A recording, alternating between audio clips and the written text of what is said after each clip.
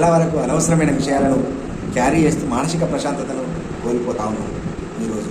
మరి మానసిక ప్రశాంతత కోల్పోవద్దు అని అంటే ఏం చేయాలంటే, ఒక పేరుగాంచిన ఋషి వద్దకు కొత్తగా సన్యాసం తీసుకున్న వ్యక్తి పోయి శిష్యరికం చేస్తున్నాడు. ఈ శిష్యరికం చేస్తున్నప్పుడు గురువు బోధించే ప్రతి అంశాన్ని శిష్యుడు బాగా అర్థం చేసుకుంటుండు. గురువు గారు అడిగిన ప్రశ్నలకు సమాధానం చెప్తుండు. ఇద్దరు గురు శిష్యులు ఒకరోజు పక్క ఊరికి వెళ్ళాల్సిన అవసరం ఏర్పడి ఇద్దరు వెళ్తున్న క్రమంలో గురువు బోధించే బోధనలన్నీ శిష్యుడు వింటూ వెళ్తున్నప్పుడు ఊరి చివరికి వెళ్ళగానే ఒక వాగు అడ్డం వస్తుంది. ఆ వాగు దగ్గర ఒక అమ్మాయి నిలబడి ఏడుస్తూ ఉంది. ఏడుస్తూ ఏమంటుందంటే, ఋషిగారు నన్ను ఈ వాగు దాటించండి, నాకు అత్యవసరం పని ఉంది, కానీ నేను వెళితే వాగులో మునిగిపోయే ప్రమాదం ఉంది కాబట్టి నన్ను వాగు దాటించండి అని అంటే ఋషిగారు అంగీకరించారు. అమ్మ, మేము మహిళలను తాకము, మేము మహిళలను ముట్టుకోము కాబట్టి నువ్వు ఇంకా వేరే వాళ్ళు వస్తే వాళ్ళతో చెప్పమ్మా అని చెప్పేసి గురువు ముందుకెళ్తుంటే ఈ మాట వినని శిష్యుడు ఆ అమ్మాయిని ఎత్తుకొని తన భుజాల మీద ఎత్తుకొని వాగు దాటిస్తాడు.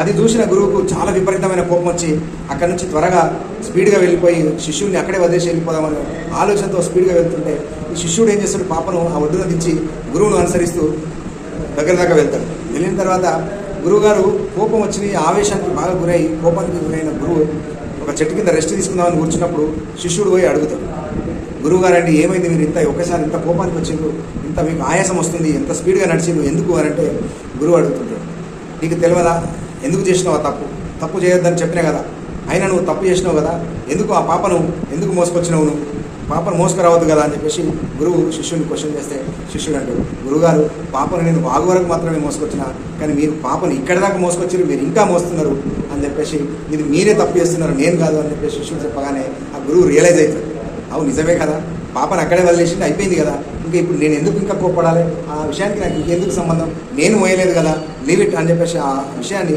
అక్కడికే మర్చిపోతుంది. అంటే ప్రతి మనిషి ఏది అవసరం లేదు అనే విషయాన్ని గ్రహించుకొని వదిలిపెట్టడం అనేది నేర్చుకుంటే ప్రశాంతంగా ఉంటుంది.